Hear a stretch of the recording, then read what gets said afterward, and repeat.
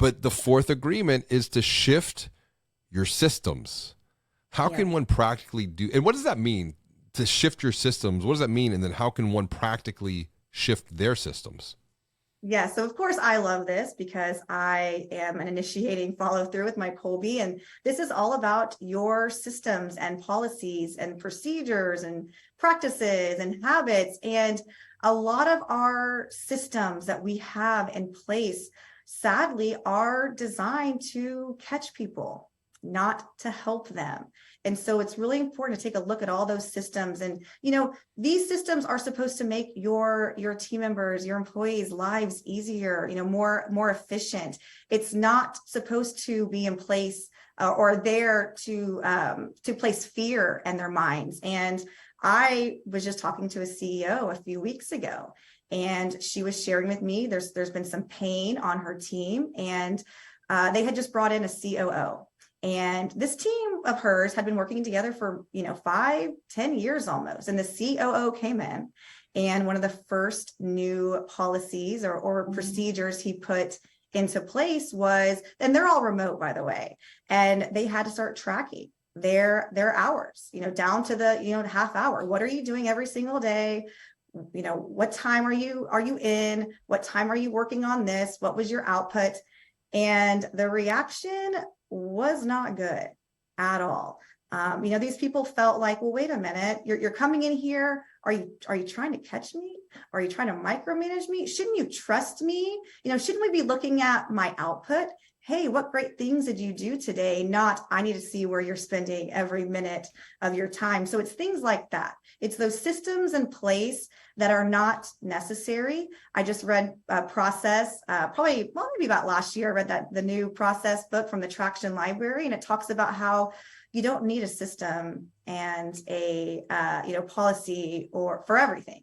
Process for everything. Really stick to those 20%, the 20% of those, most critical systems that generate 80% of the value. And so it's really about putting more, empowering your team more, taking less control away. And that's challenging. I think that's a very hard one for a lot of leaders, especially when, I think their hearts are in the right place. I think that they think that they're doing well. But I think that the reaction and the tone and the vibe that it sets out there is probably not a positive one. And if you can't trust your team members, to work on their own, that's also something that you should probably take a look at. Maybe they shouldn't be on your team. Well, and I think that's the deeper perspective here, because this is where principles come back into play. Ray Dalio, fantastic book on the subject of principles. And we have our 4 principles for exponential growth. The first one is to be the light. There you go. You're holding it up right now for those who are listening. Be the light. Make your bed. It's the little things that matter most. Be a lifelong learner. And then most importantly, own it. And, I think that provides some quote unquote freedom, because it's very quick. We're very quick to identify if one is not living out those principles. It becomes very, very clear, very early, very often. But coming back to this idea of shift your systems, whenever I wrote Banking on Digital Growth, I looked at this from a perspective of DX plus HX equals growth, being a positive digital experience when combined with a positive human experience will lead to future growth. But through the COVID experience, and then also just kind of reflecting on the last decade, I was like, no, I was wrong on this. And it's the whole reason I've been writing Banking on Change. It's because I'm looking at this in parentheses, EX plus HX, meaning a positive human experience or a positive employee experience when combined with a positive human experience can then be multiplied to create a positive digital experience. But it all starts from within, and that's why the opportunity is to begin with an objective diagnosis of the present situation. Start with the human condition first. Where have people been? Where are they right now? And then where would they like to go and grow next? But if we don't have that contextual framework of the past, the present, it's very hard to provide a path towards the future. And many times we don't even create the space and time to do that type of reflective work, to do that type of diagnostic work. And that's why the future becomes the predictable past based upon the decisions that we're making in the present moment, informed by past experiences. And so I think the other important point you made too was the idea of the focus on the 20% that creates the 80% of value. And we've been going through some of these activities here. It's like we have tried things, they haven't worked. Okay, well, we're going to remove those. And what are the few things that are creating the greatest value? Let's focus on and invest more into those areas and see what happens. And I think the last point to this, when it comes to shifting your systems, and I'm a big systems thinker. I just think in that type of a context, but you got to take action. This is where in Banking on Change, I'm writing this principle of you have to act for growth, where awareness plus commitment equals transformation. Because you can have the awareness once again. Yeah. You can be working towards transformation without awareness, which is pretty hard, or you've been working towards the right thing. But to bridge the gap between the awareness and transformation, it comes down to the commitment.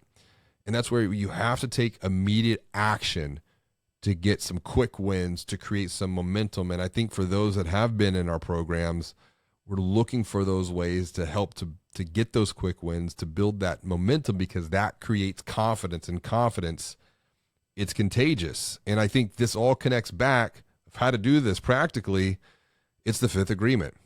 Yep. It's to practice a little every day. What does that mean, and what's the best way to do that?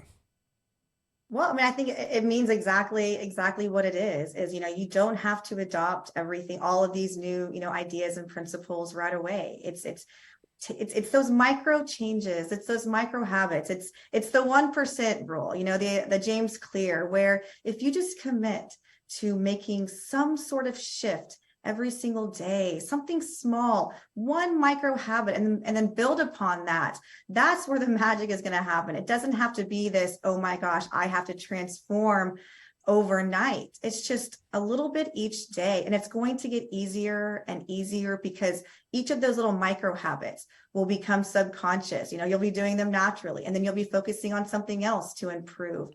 I think that's really what it comes down to. Or maybe, every single day, but also pick something, quarterly to focus on. Have this your big quarterly focus.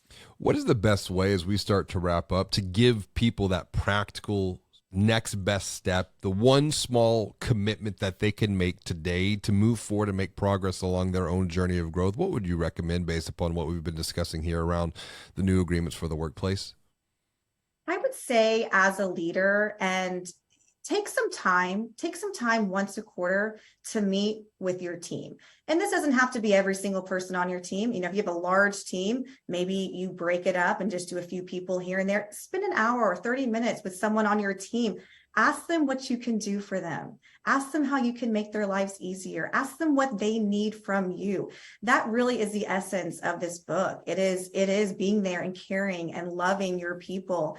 I think it really starts there. James Robert, you are great at this. You and I touch base all the time. You're always asking me, what you can do for me. And it's going to come back in return. We've said this earlier in the show, life gives to the giver. When your team feels that level of care from you, they're going to want to give it back to you. But I think it's, and I'll kind of flip this around. I even go so far as to hurt my feelings. Yes, because I think what annoys you about me. Yeah, like what bothers you about me? What am I doing that annoys you? Hurt my feelings, let me know, because I think that's the idea too. Respectfully. Of course, but you have to develop that level of trust and transparency. And if we think about the pyramid of human relationships, we talked about love before. Love is the pinnacle of a human relationship. And even the Greeks, there are 5 levels of love. Love is commitment. Love is willing the good of another human being. But at the foundation of every positive relationship, it comes down to respect. And I think with this practical recommendation you're making, there's no better way to show respect than just to be present for someone else in the present moment. That's the best present we can give, is just to gift them, is just to give them our presence and in the present moment without any other type of distraction. And that 30 minutes to an hour, every 90 days, utilizing what's been going well as a model framework to walk through with them what's been a win for them, what are they excited about, what have they learned, and what are they looking forward to over the next quarter is something that anyone who is watching or listening can apply going forward.